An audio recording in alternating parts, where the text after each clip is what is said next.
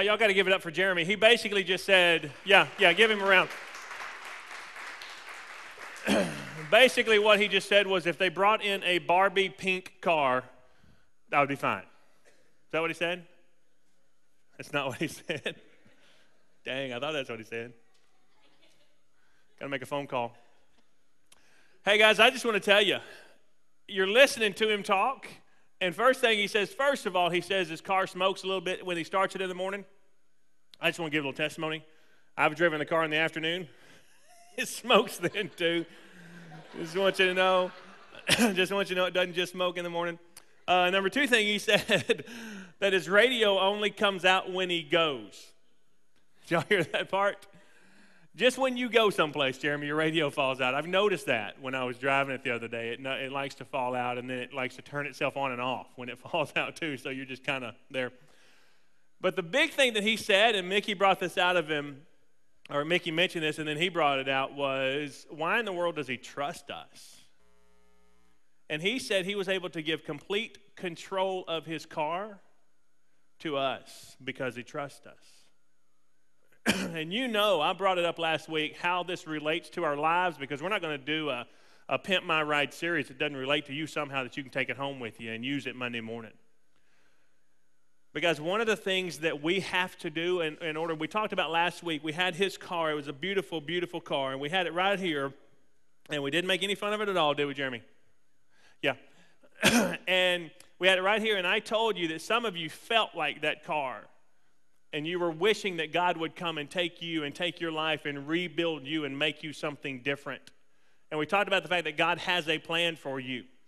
And he wants to work that plan. No matter what condition or shape you're in today, he has a beautiful plan for your success. And he wants to work that plan with you. Now, the key to that was, I said it last week and I'll say it again tonight, is you giving him control. And what Jeremy did with his car is a perfect example of that. Hey, guys, I'll give you control. You do with it what you will. And then next Sunday night when it's up on the stage and we pull the curtain off of it, you'll see that when you give someone that control, good things happen. But you also have to understand that when you give God control, really good things happen. But when you give him control, there's a couple things God's going to do. One of those is he's going to clean some stuff out. And Jeremy, you saw a little bit of a video earlier of us cleaning out your car. I want to show you just a couple of pictures.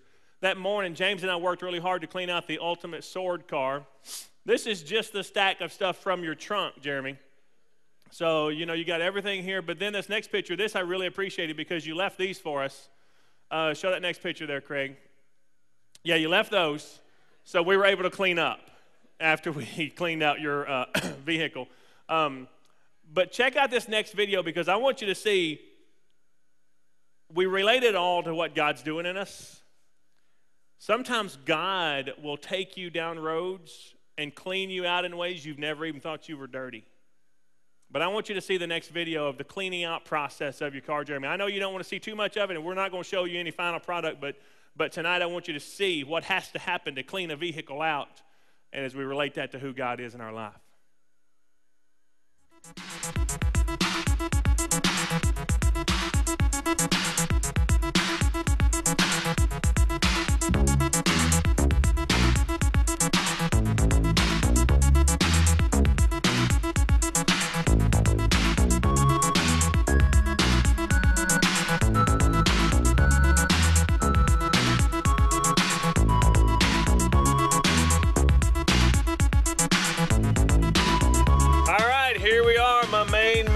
Upholstery giant. Jason, what do you think about the car so far? Stripped. It's the best way to get it. I think it's how you should give it back to them. You think this is pretty much pimped out in your world? This is a pimp that gets. It's easy. Then I don't have to do nothing. That's not a bad deal.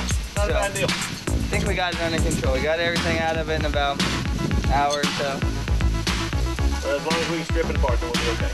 We'll be good. See if they can get one. If they can't, then I'm gonna have to do what I do. But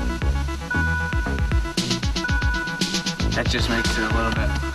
I'm gonna worry about doing everything in here, getting all this done. If you can't get this, as soon as I get the car back, I can work with it. It's not gonna be fun, but.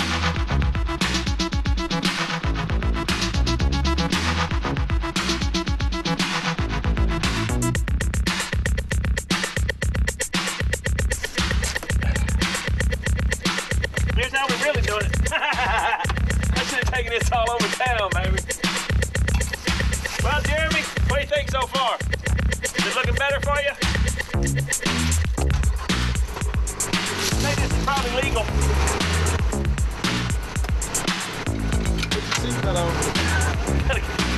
Safety first.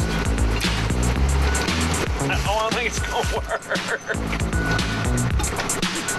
All right, you boys have fun.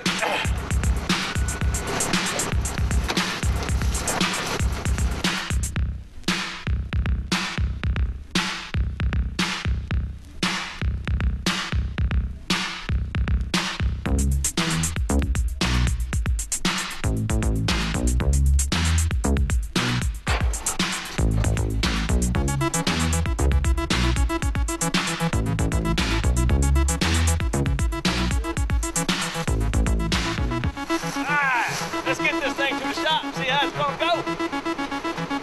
Hang on a minute, gotta get my window.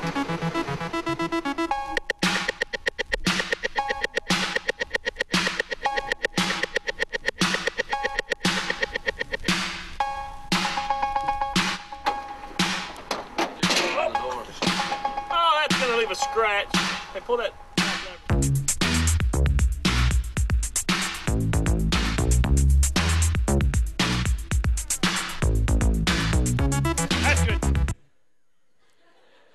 I'm sorry that I think I scratched the door, Jeremy. I apologize. Here's what we did. We figured since we did kind of take some stuff out of your car, James and I decided to go shopping for some new stuff for your car. So run that next picture there, and we'll show you kind of where we went and found some stuff. This is a new location. It's a new parts place here in Rome that we find the best and newest parts. We found a probe just like yours next, though, so we were able to get some stuff off of this one. Yeah, here it is. We did figure out, though, that I think that one's been underwater for like 6 years. So we went ahead and just used a couple parts of it. But then we were able to stick James in one here in a minute and check this next one out. Yeah, there's James inside the car. He was stuck. So we thought about leaving him. But just a couple pictures here. Check this next picture out. I want you to notice something's missing. Not that we needed one of those or anything like that. But I just want you to see.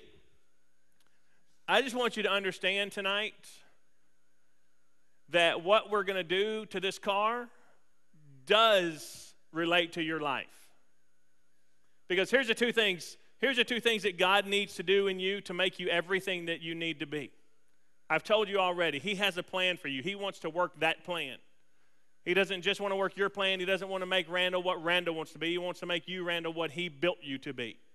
And He wants to work in your life to make those things happen. Number one thing He's going to have to do at that point when you give Him control is He's going to have to clean some stuff out.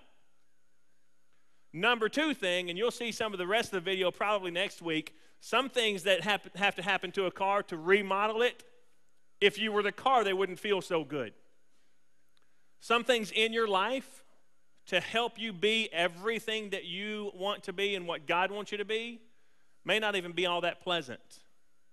And you may have to go through some things that you look at me and say, Jared, this ain't it.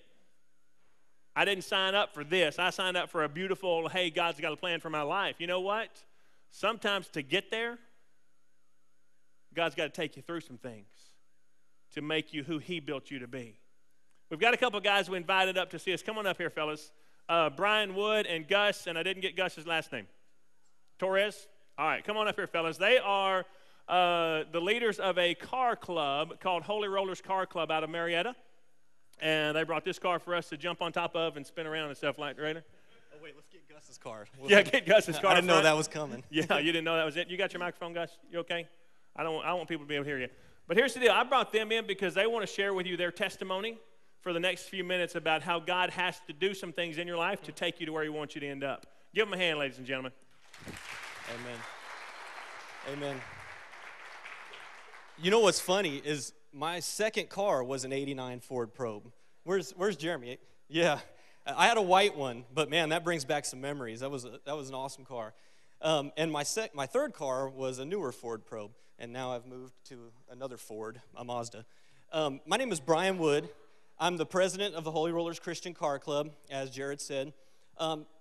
And basically what we're all about is we travel to car shows and to places like this, and we try and show people that there's another side of the automotive industry. When we go to a car show, a lot of times those car shows are just perverted with everything under the sun, from cussing and drinking and girls walking around half naked, and I mean everything you can imagine that is not in a godly image, we see at these shows. And there's a lot of kids out there who love being in cars and who love being in that industry, but they're not necessarily comfortable with a lot of the things that they see in the industry. So we try and provide them a safe haven, a place where they can meet and join and fellowship and fix up their cars and talk about them, but not have the pressures to drink and to do drugs and to be pressured into sex and all this stuff.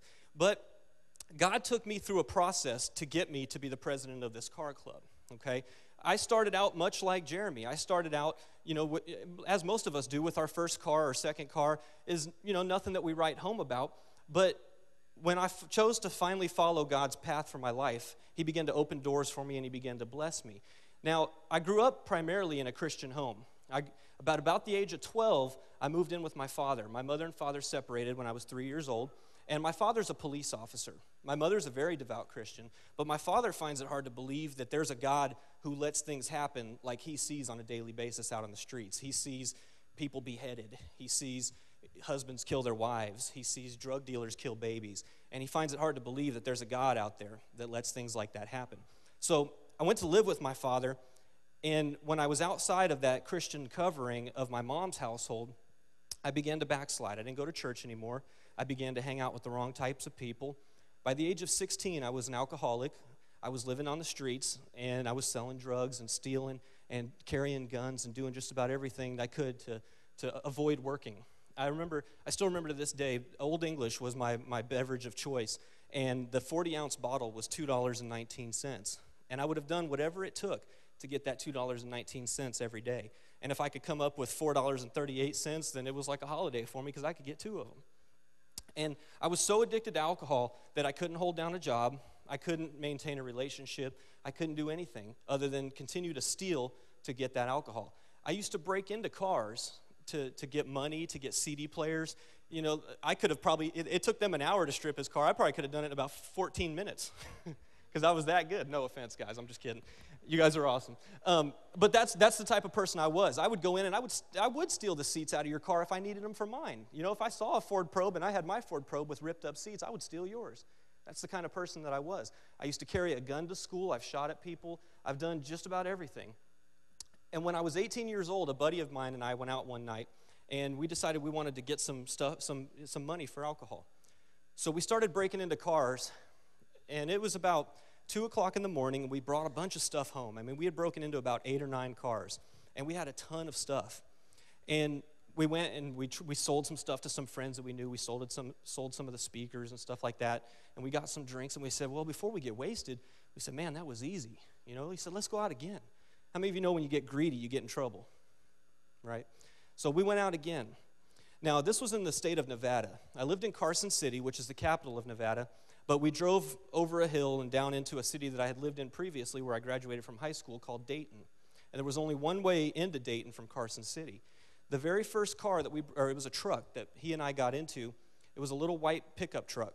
And by this time, it was about 3:30 in the morning, and a little dog started barking on the porch next door. Now, at 3:30 in the morning, we didn't think anything of it. We said, okay, whatever, let's see what we can get out of this truck. So the lady comes out to see what her dog is barking at and sees us in her neighbor's truck. And we took off. We jumped in my car, my Ford Probe. When I got y'all will bring the Probe into it later. But we jumped in my Ford Probe, and we took off. Now, the only way to get back into Carson City from where we were was to go back up over a hill and come down into Carson City. And there was a cement divider that divided the lanes going this way and the lanes going that way. And it was 2 lanes in both directions. As soon as we crested over the top of the hill and we started coming down, we saw 2 police cars on this side of the road and 2 police cars on the other side of the road. And we couldn't turn around because of the cement divider, so I knew what they were there for. I knew the lady had called the cops on us and they were looking for us. So we drove past them, and sure enough, 2 of the cop cars pulled out behind us. Now, they were Carson City police officers, and they were just told that there was an APB out on my car. So they pulled us over, and they got me out of the car. And most of the stuff that we had stolen, we had ditched back at our apartment before we went out again. But when the cop searched me, he found some gas cards and some credit cards in my pocket from one of the wallets that we had found. And he said, whose are these? And they were all the same name. on the credit cards. And I said, they're my brother's. And he said, okay. He said, I've got to hold you until the Dayton police officer gets here. He says, sit on the ground. So I sat on the ground, and while I was sitting on the ground, I took those credit cards out of my pocket, and I buried them real nice under the dirt. And the Dayton police officer got there, and he said, I'm taking you to the station. He said, stand up, I need to search you. So I got up, and he put me on the car, and he patted me down, and he reached in my pocket, and he pulled out one gas card that I had missed. Now, how many of you know God works in strange ways? And sometimes things are orchestrated so perfectly that until we're to the end where God needs us to be, we don't even see these things coming. But that thing was all he needed to bust me, because it was the only guy who at 4 o'clock in the morning had already called in and reported his stuff stolen. The name that was on that card, the only person. Other than that, the only thing they would have had on us is we were rifling through some guy's pickup truck. And that was her word against ours. So anyway, he takes me down to the police station, and my buddy's name was Josh. And on the way down there, I turned to Josh in the back of the police car, and I said, they don't have anything on us. I said, tell them we found that card on the side of the road. I said, we'll be out of this. Don't worry about it. Don't say nothing to them. So we get to the police station, and we sit in the holding cells for a little bit, and the cop pulls me out first. Now, if he had pulled Josh out first, things may have gone differently, but God had a plan. He pulled me out first, and he sat me down, and he said, look, he said, you're 18 years old. You just turned 18. He said, you don't have an adult record. He said, just tell me what happened. He said, most likely you'll get probation. It's just a slap on the wrist. I'll even write the judge a letter and tell him how cooperative you were. And I said, man, that sounds like a pretty good deal. So I said, we broke into this car, we broke into this car, we broke into this car. 4 months ago, I broke into these 3 cars. And did you find a car on the side of the road that was all busted up? Yeah, that was me too. And so I told this guy, I gave this guy a laundry list of everything I had done practically since moving to Nevada. He didn't write a letter to the judge. I didn't get probation. The judge sentenced me to boot camp. Now, the funny thing is I was already on juvenile probation for stealing a gun. I had stolen a gun from somebody in another neighborhood, and I used to carry that gun. And the way that I got caught was because I actually shot at somebody. My stepbrother was in the car when I shot at somebody. He was sitting next to me, and I put the gun right in front of his face and shot out the window at a guy who flicked me off on the side of the road because I didn't pick him up while he was hitchhiking. I didn't pick him up. I saw him in my rearview mirror flick me off, and I turned around and I shot at him. Now, thank God I didn't hit him. But I was already on juvenile probation for stealing that gun. And if I had already expired the juvenile probation sentence, that record would have been sealed, and the judge wouldn't have known anything about it, or he wouldn't have been able to bring it into this new adult trial. But I had not yet had the money to pay my fines because I was too lazy to work, so I didn't have the money to pay my juvenile court fees, and so my probation was extended into my adult years. And oddly enough, the same judge that I went before for this was the same guy who put me on juvenile probation. And he said, tell you what, Mr. Wood, he said, I'm going to send you to boot camp. Now, the boot camp that I went to is modeled after the Marine Corps boot camp. Do we have any military in here? Anyone who served in the military? Thank you. Thank you very much for serving, you guys. Give them a hand.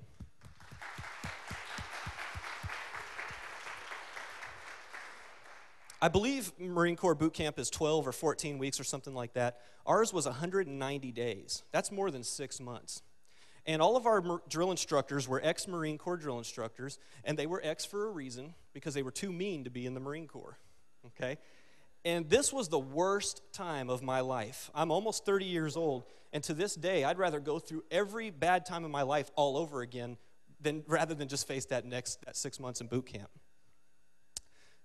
So I went to boot camp, and if I had passed the program, it was 190 days. If I passed the program, I would have been put on probation and, slap on the wrist, and I would have been done. I made it to my 184th day, and I failed the program. God had a plan. He needed me to go somewhere else, okay? Now, when you don't pass boot camp, you only have one other option. You go to prison. But I was lucky. The judge recommended, the boot camp, when they sent me back to court, they recommended that I come back to boot camp for another 6 months. They said, he's got potential. We think we can change him. So I went before the judge, and I had originally been charged with 10 felonies. Each of them carried a minimum of 1 year in prison and a maximum of 10 years in prison. I had like 8 counts of burglary, a count of grand larceny, and something else. I don't even remember. It's been so long. But I was looking at a minimum of 10 years in prison and a maximum of 100. But the district attorney said, look, it's your first offense. He said, I'm going to recommend 1 to 3 years on each of those sentences. We're going to knock it down. If you plead guilty to 2, we'll knock the other 8 off. and we're going to recommend 1 to 3 years on each of those sentences. And he said, we'll run them consecutive, which means you run them both at the same, or excuse me, concurrent, which means you run them both at the same time. When you expire, you're done and you're out. Now, I'd already served about 9 months at this point. I had done 3 months in jail. I had done 6 months in boot camp. So I had 9 months of credit served. My first chance at probation, at a parole hearing, would be in another 3 months. And I said, man, I'd rather go to prison for 3 months and get paroled than go back to boot camp for 6 months. So when I went before the judge, he said, son, what do you want to do? And I said, sir, you can send me to prison. I said, I'm not going back to boot camp. Well, he didn't like that. So he sentenced me to 1 to 3 years on each of the sentences, but instead of concurrent, he said, I'm running them consecutive, which means you have to serve one sentence, you have to either parole it or expire it, and then you got to start your second sentence. And I turned to my public defender and I said, I thought you told me I'd be out in 3 months. He said, judge can do whatever he wants. So I was going to prison. My dad's a police officer, and part of the time when I lived with my father, I was the typical rebellious kid, although I was probably worse than most typical kids. I used to break into my neighbors' houses and steal. I'd find cash in their houses. I mean, I put my dad through so much hell, it's not even funny. He was so embarrassed living on the block because his kid was breaking into all the neighbors' houses, you know. And my dad, I remember sitting at the kitchen table one time, and my dad told me, he said, Brian, if you don't stop what you're doing, you're going to end up in prison one day. He said, I put people in prison like you every single day. And, you know, when you're, at that time, I think I was 12, 13, 14 years old, you think, he doesn't know what he's talking about. You know, our parents don't know what we're going through. This is a whole new time. They don't know what I face on a day-to-day basis. And when those prison doors slammed behind me, do you know how badly I wish I had listened to my father? But God had a plan for me. God needed to take me somewhere else. When the prison doors slammed behind me, the first day I got let out onto the yard, I had already been warned by a guy that I was in. When you first go, you're in kind of a holding phase for 10 days while they process you and figure out where they're going to send you. And the guy that I was with was a seasoned criminal. He had been in before, and he kind of told me how it is. And he said, look, when you get out there, he said, you got to align with somebody. You got to get in with another group, because if you're by yourself, you're easy pickings. And I said, okay. So when I hit the yard, I went to the only thing I knew. I went to the white boys that were in there. Now, in prison, there's several different groups you can choose to join, okay? And those groups are not stamp collectors. They're not quilters. They're not knitting clubs. They're nothing like that, okay? You have the Black Panthers. You have all of the Mexican gangs that are in there, okay? And you have the white gangs that are in there, the Aryan Brotherhood, the skinhead, and things like that. So I chose to align myself with the skinheads. And I said, I'm going to be a tough, rough dude. I'm going to be a bad boy. And I got all tattooed up. I have tattoos underneath my arms. Under one arm it says pure, and under the other arm it says wood. Now, Wood is my last name, but in prison, the whites call themselves Peckerwoods. And if you look it up, a Peckerwood is a rural white slave owner. And that's what I wanted to be known as. I wanted to be known as a master of the blacks. I wanted to be so tough and so scary in prison that no one else would dare mess with me. But on the inside, I was really scared to death, because there are people in there, and I'll get into a story here in a little bit, but there are people in there that had been in for 20, 30, 40 years and were never going to see the light of day. What do they care about cutting your throat from ear to ear? It's not going to affect them one bit. Now, in each of those groups, you have what's called a shot caller. And the shot caller is the guy who does just that. He calls the shots for the group. When something needs to go down, let's say Billy did something wrong and Billy needs to be stabbed. Well, you don't do it unless you have the shot caller's approval or his directive to do it. He calls the shots. We had a guy, can I get the pictures up on the screen? We had a guy, his name was Jesse. That's me, I was sexy, you can say it. That's before I got my gut here.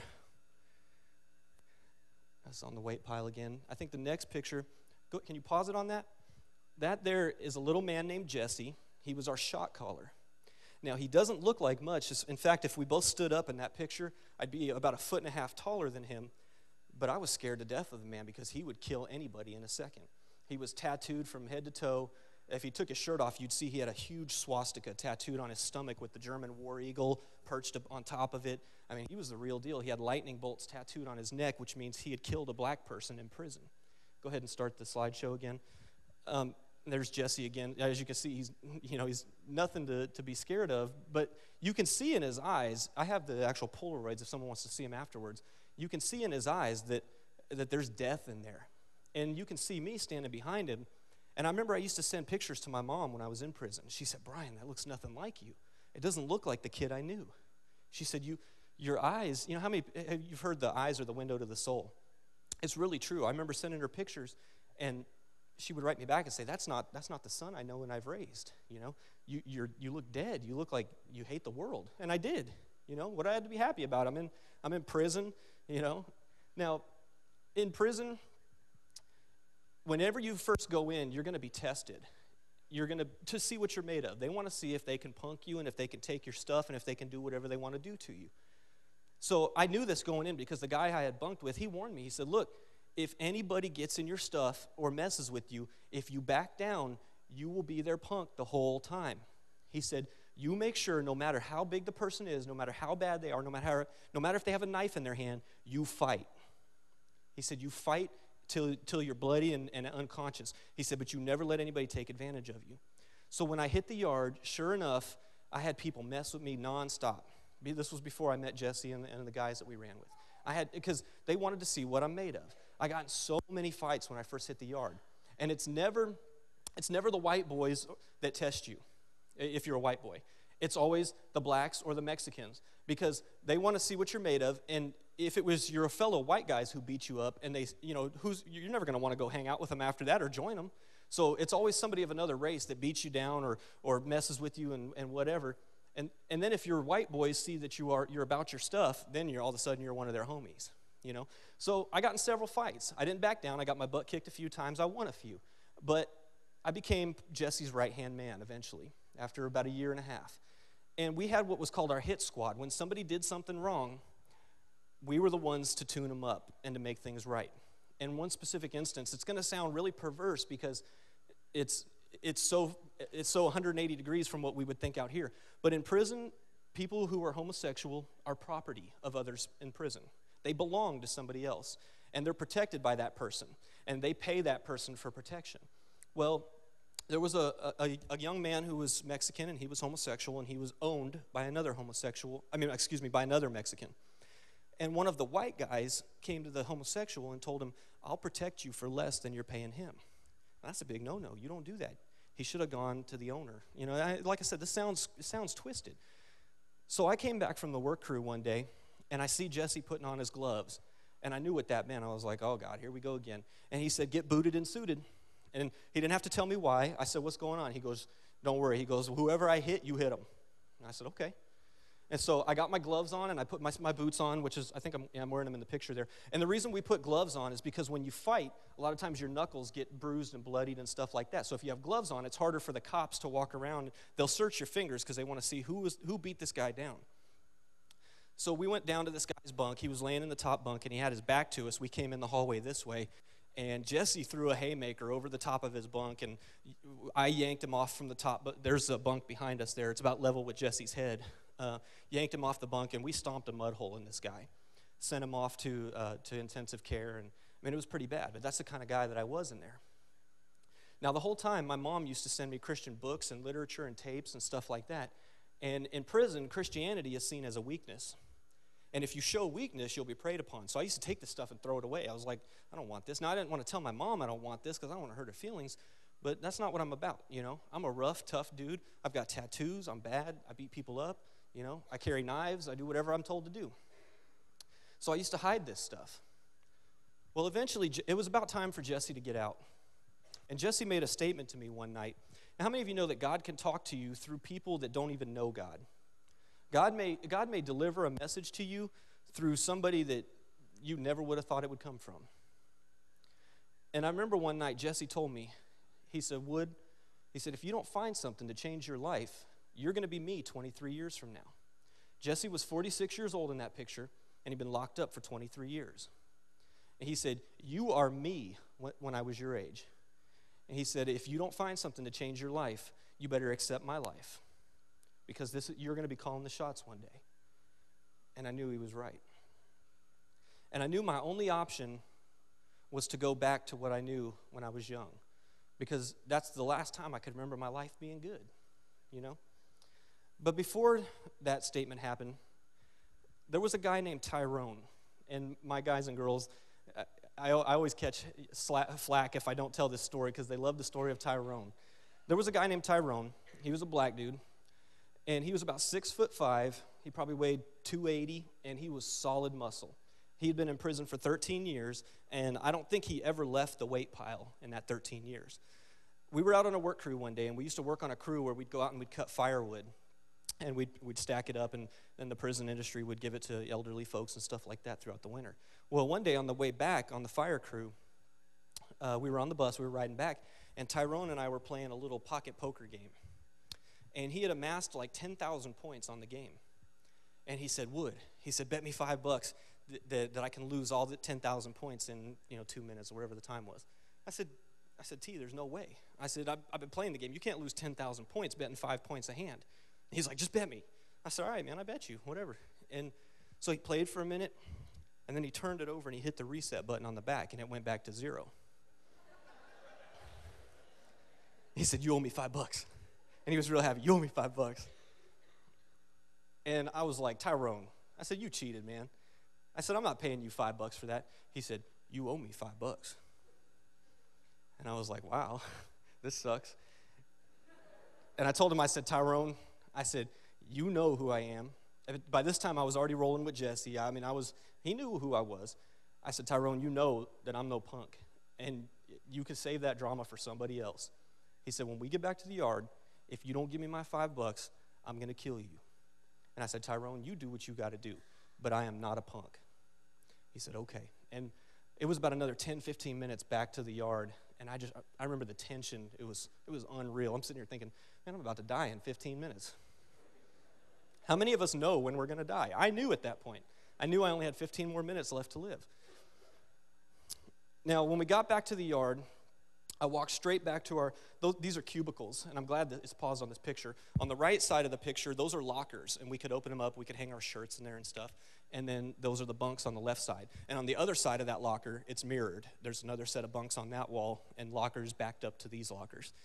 And that was one of the little Mexican dudes' little hallway there. But I went back to our bunk, and I said, Jesse, I'm about to fight Tyrone. He said, you're what? And I said, I'm about to fight Tyrone. I said, he's trying to punk me out of $5. And I said, go get the boys. I said, bring them down. But don't do anything unless something dirty happens. And I said, because honestly, yeah, I'm scared. But, what's he going to do? He's not really going to kill me, okay? So Jesse went and got some of our friends, and he came down, and we all just kind of stood around. And Tyrone came down all by himself, walked right up to all of us. There were 7 or 8 of us. And he said, are you going to give me my $5? And I said, no. And I may have used some more colorful language. But he said, then I tell you what. He said, I'm going to give you the first shot. And he put his chin down like that. Now, it had been years since I had prayed. But I remember specifically saying, Lord, please knock him out. And how many of you know when you have selfish prayers, you don't get what you want? So I hauled back, and I hit Tyrone square in his jaw. Any other man would have been rocked off his socks. I wasn't even as big then as I am now. I was about 190 pounds there, but I was more muscular then than I am now because I never left the weight pile either. But anyway, I hit Tyrone with everything I had, and it just jacked his jaw a little bit, and he looked up at me, boom, and he was on me. And I felt like a rabbit in the jungle trying to get away from a gorilla. I was climbing in the bunks. We had these ladders. You can't see it because that jacket that's hanging on the left side of the frame is blocking it, but we had a ladder to get up to the top bunk. And Tyrone pulled the metal ladder off the bed. He had arms as big around as my thighs, okay? He pulled the metal ladder off the bed. Now, this was in my bunk area, and the rungs of the ladder were hollow on the inside. I had my shank inside the rung of the ladder. Tyrone pulled it off, and he went to hit me with it, but I got in real close to him so he couldn't, and I grabbed the ladder with him. And the shank fell out on the ground. And he looked down and he saw it. And I looked down and I saw it. And he grabbed me and he pushed me down on the bottom bunk. And he threw the ladder down and he grabbed the shank. Now, I'm laid back on the bunk. I don't have time to do anything. He swings the knife at me, and he was going for what we call the kill shot in prison, which is you hit them in the kidneys and their body will poison itself internally and they'll die. He went for my kidneys. He went to kill me. And I moved at the last second and he hit me in the hip. And it was what we called a rat tail file. And if you've ever worked with a chainsaw or sharpened a chainsaw, you'll know what it is. It's basically like if you think of an ice pick with filing all the way around it. And I had sharpened down the end of it to make it like an ice pick, make it sharp. And it went in, I would imagine 2 to 3 inches, I don't know, somewhere around there. And I had jeans on in it, but at that point, all the black dudes rushed in and they grabbed Tyrone and they took him off down the hall. And I got up, and those big lockers, Tyrone had thrown me over one of the lockers. And like I said, I weighed 200 pounds, and Tyrone threw me over one of those lockers. And it knocked the locker over, so I'm picking my locker back up, and I'm putting the metal ladder back on the bed. And then it hit me. I was like, oh, my God, I got stabbed. So I undid my belt, and I'm not going to demonstrate it here for you, but I undid my belt, and I looked inside my pants, and I had blood going down the inside of my pant leg. And I was like, man. So Prankster, for some reason, the Mexicans don't like their real names, so they make up stuff. He was Prankster, and it suits him because that's exactly what he was. He liked to goof and joke and play, and that was Prankster. Prankster went up front, and the guards would keep like the medical ointment and stuff like that because we were always doing tattoos, and they didn't want it to get infected because then they'd have to write a report, and you weren't supposed to do tattoos, but as long as it didn't get infected and they didn't have to do any paperwork, they didn't care. But anyway, Prankster went up, and he got some ointment and some gauze bandages, and we bandaged it up. I remember later that night I went and took a shower, and I had to take the bandages off, and the whole bottom of the shower just pooled up with blood. I mean, it was pretty gross. Later on that night, the shot caller for the blacks came down, and he said, Wood, I need to talk to you. He said, come on in the bathroom. And I was like, oh, no, I know what goes on in there. And he said, no, man, it's not. No, I didn't say that, but I knew it wasn't that kind of talk. He brought me down, and we went in the shower room, and it was a big room. It's not like we're standing in a little shower together. Hey, how you doing? Wait, no, I'm good. How are you? Shh. So we went in the shower room together, and he said, look, what Tyrone did to you was wrong. He said Tyrone was winning that fight. There was no reason for him to do that. He said he didn't have permission to do that. He said that was wrong. And he said, tell you what I want you to do. I want you to retaliate, and we will step out of it. He said, we'll let you do whatever you want to Tyrone. And I was like, wow, thanks, that's cool. And he said, but I have a suggestion. And I said, okay. And we had these pots that we used to boil hot water in to make our coffee, our instant coffee. He said, fill that thing with baby oil, boil it, and while Tyrone's sleeping, throw it in his face. And if you can imagine what boiling baby oil would do to your face or your anything, it literally would eat the skin right off the bone. The skin would peel off. It would be pretty horrific. Now, at this point, I only had a couple months left before I was supposed to get out. I had about 6 months left. And we called that being short. And I said, look, dude, I'm short right now. And I said, let's let it go. And he said, okay, but that's up to you. If you want to do it, we'll step out of it. And I said, no, I appreciate it, but no, I'm good. So 2 months later, Jesse got paroled, and he left the yard. And, from the time I fought Tyrone, I knew I was never going to have another problem on that yard again, even when Jesse left. Because even Tyrone could have beat the shot caller down in an instant. But he was just kind of a guy that stayed off to himself. He didn't want no trouble. So even the shot caller didn't like Tyrone. So from the time I fought Tyrone, I never had another problem on the yard again. And I remember going to mail call the next night, and I had a big knot on my head and a black eye.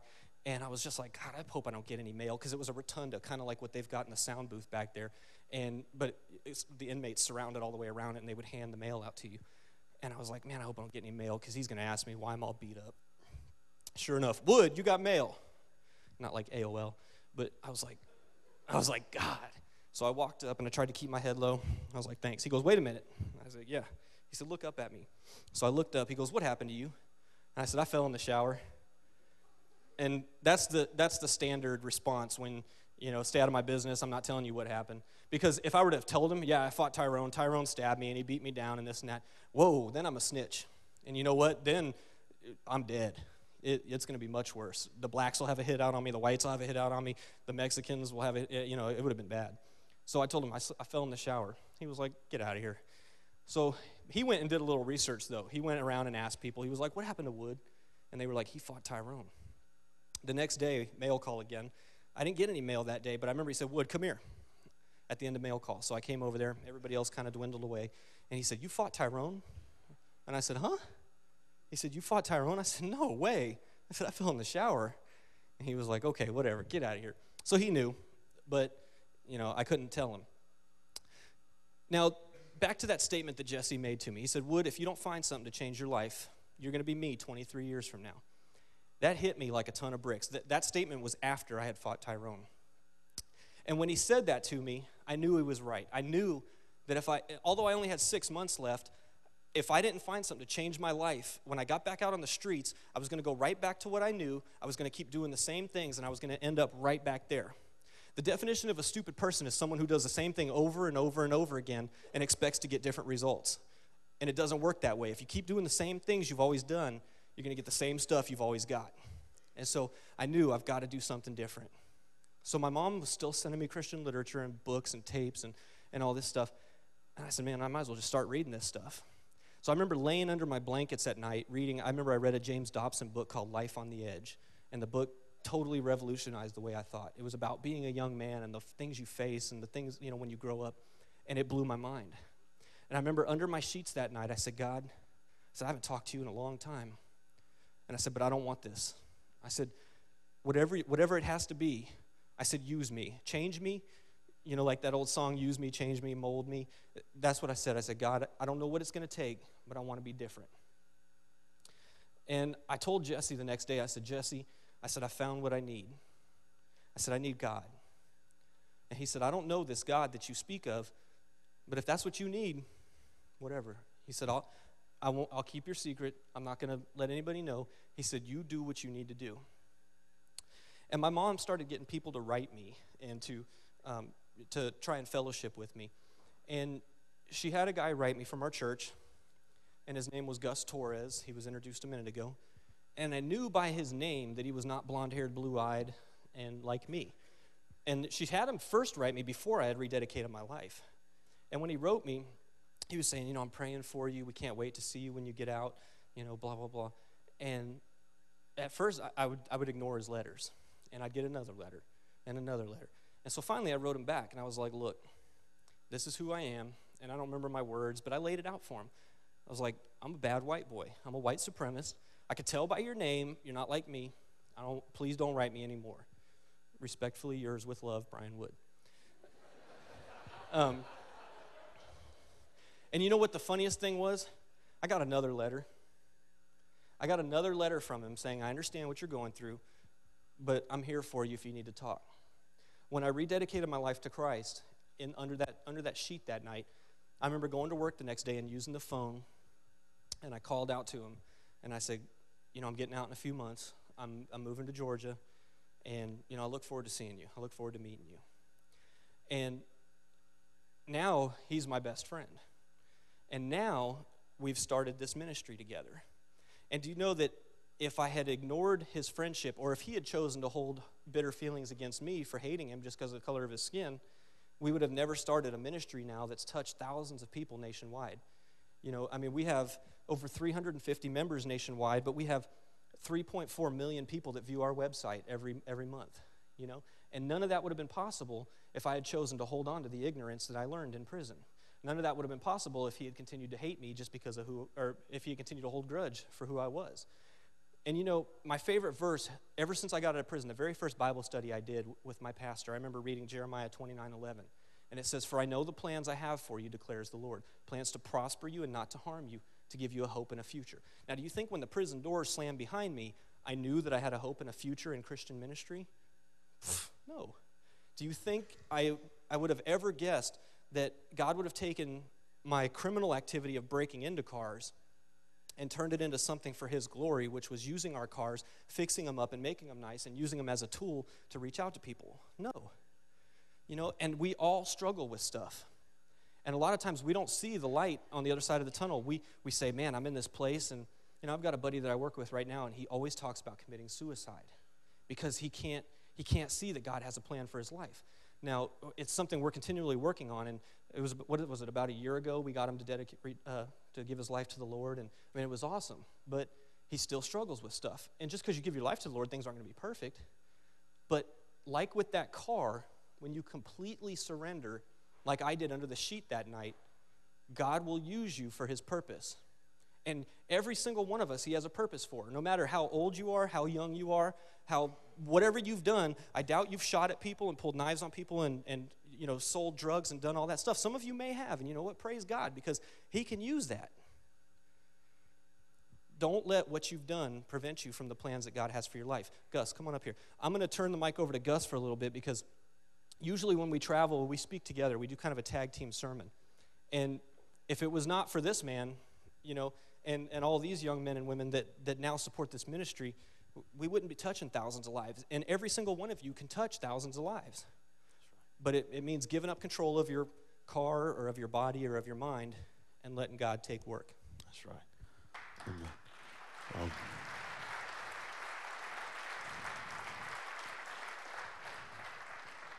Can y'all give me 5 minutes? Who'll give me 5 minutes? Just raise your hand if you give me 5 minutes. Raise your hand. 5, 10, 15, 20, 25, 30, 45, 50. Hey, we got all night long then. We got plenty of time. No. I'm a pastor and a youth evangelist. I travel all over the nation. I won't do like most pastors or people and lie to you and say I won't be before you long, but I will keep it short. Brian started sharing there. I want to share a little bit about my best friend and some of the things that God has done in his life. He graduated college, and he is a successful graphic designer. He graduated from Kennesaw State University, and seeing how the Lord can turn any situation around is awesome. It's just getting to that place where we surrender and give up that control. And it's hard, because that's the way we are. Our human nature is we want to be in control. It's kind of, because Burger King has messed us up. We think it's your way, right away. You know what I mean?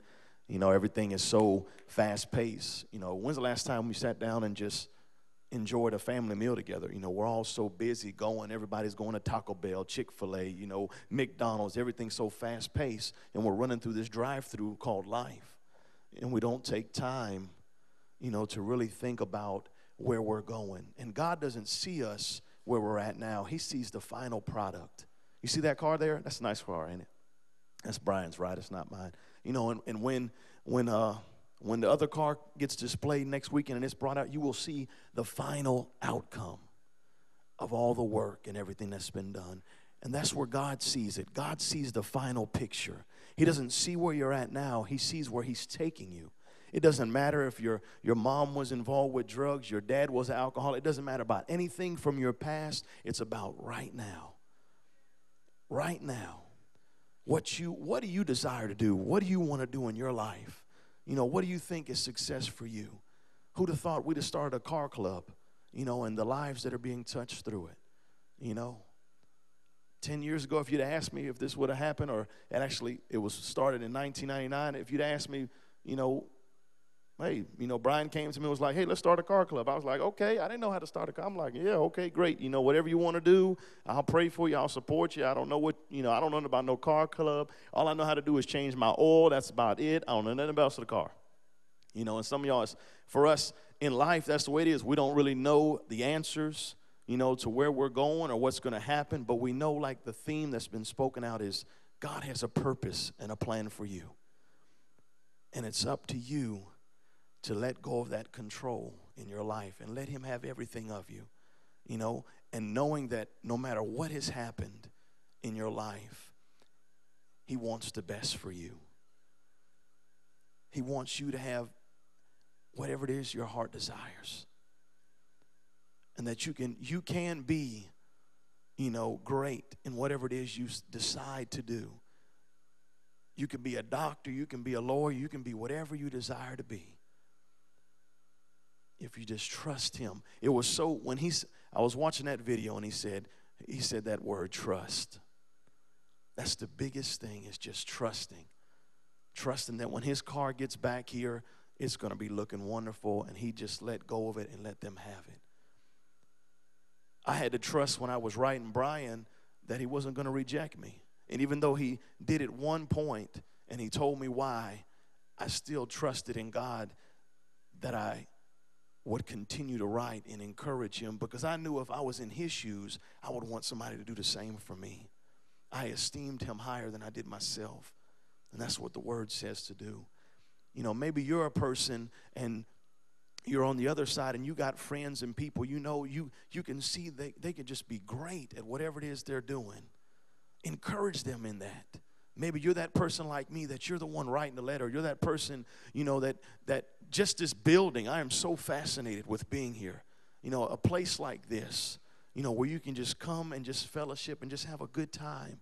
You know, to all the staff here, thank you for what you're doing, you know, and helping people here.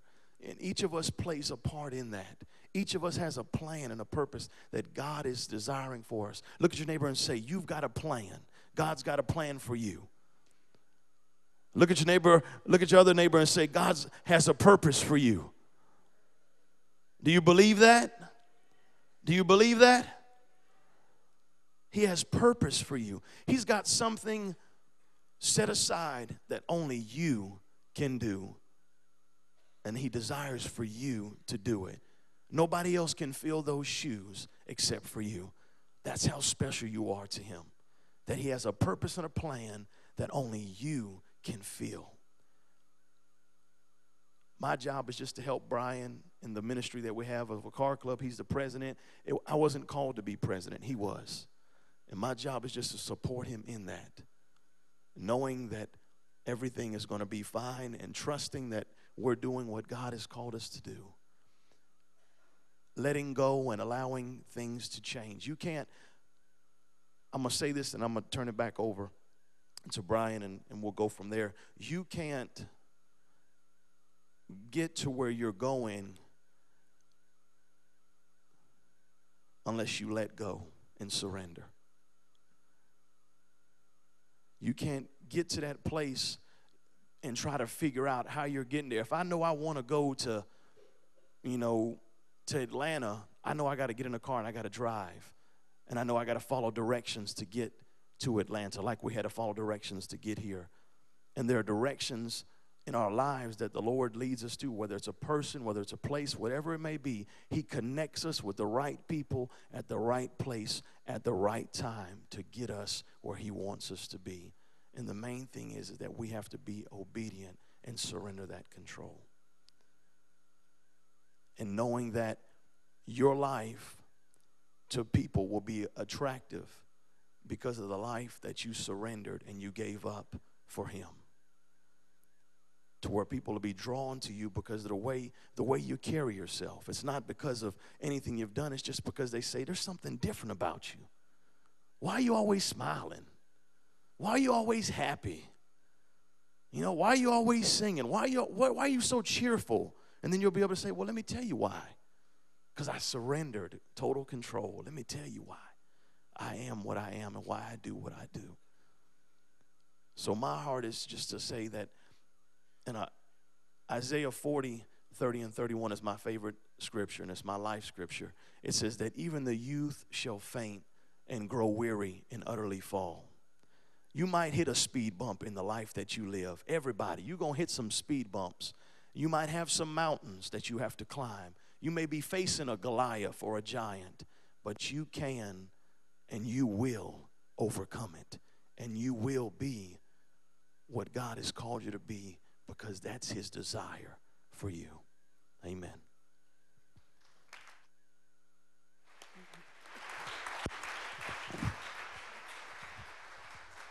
We're going to close, but I want to touch on one thing that Gus said. You know, a lot of times we look at what other people have, and we envy what they have. Oh, that job he's got, or, you know, that ministry Jared has. I wish, I want that. Well, you know what? Maybe God didn't call you to that.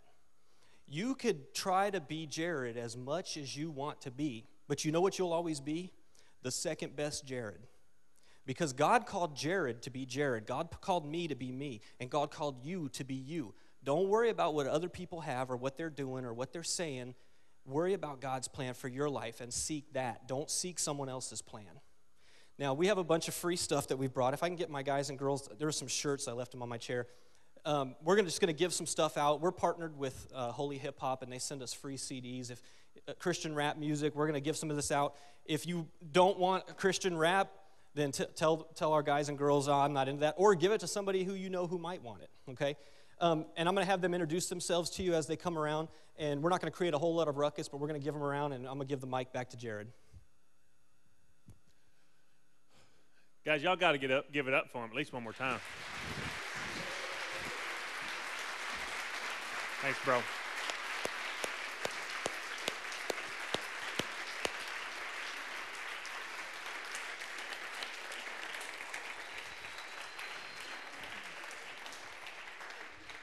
Guys, I got to tell you, first of all, thank you, Brian. It's the first time I've ever found out what I'm the best at, just being me. I'm kicking tail at that, is all I know. Guys, I want you to hear, as they bring this stuff around and even give you some free stuff tonight, what you heard tonight is very clear. Now, you heard a testimony that some of you, you hadn't worried about, like you said, most of you hadn't shot at anybody today. And some of you shooting at people around here sometimes. You never know, Steve Crocus, but you did hear that no matter where you are and no matter what's going on in your life, God has a plan, and he wants to work that plan in you. So tonight, as we close this thing out, I want you to recognize, be back next week because we will show you the car, but we will also show you how God can take you specifically from where you are to any place he wants you to be because that's how he built you and created you and wants to run that plan in your life. Next week is the car, and then, check this out, we're going to take 2 weeks off for the Christmas holidays, and then we come back with what series? Anybody? Y'all know? Rocky. You got that clip up, Jason? You can show that picture? Rocky Balboa, the movie, comes out December the 20th, Wednesday night. I expect that Russell Reed will be there. You know it, baby. You have to take that night off work and be at the movie theater. But then starting in January, the first Sunday night of January, we will start the whole new series, and we're going to do a 4-week deal on the life of Rocky. And because, his entire life was the life of an underdog, that kind of deal. But it's going to be awesome. It'll be great. Make sure you go see the movie and be back part of that. But next week, do not miss it. Bring all your friends, all your relatives, all the people that you don't even like. Bring them here next Sunday night. And we're going to drive this car up on stage, and we're going to make Jeremy's night at least. It will be exciting for one night. But, guys, thank you very much for being here tonight. Thank you for sharing the specific purpose that God does have a plan for us. And whatever he has to take us through, sometimes it ain't very fun, but he'll get us there. Tonight, you can check out Brian's car over here, and then our other Brian, the sponsor that's taking care of the interior of Jeremy's car, has his Blazer back here, and I just need him to turn it on and play some music for us to show you a little bit of, Jeremy, that's not exactly what yours is going to look like. It's almost exactly, but that only took him like $50 million in 5 years. But other than that, we can do that in 2 weeks. Guys, thank you for being here. Make yourself at home. Look at the cars. Watch some TV. Grab yourself a beverage. Be careful. Thank you. See you guys.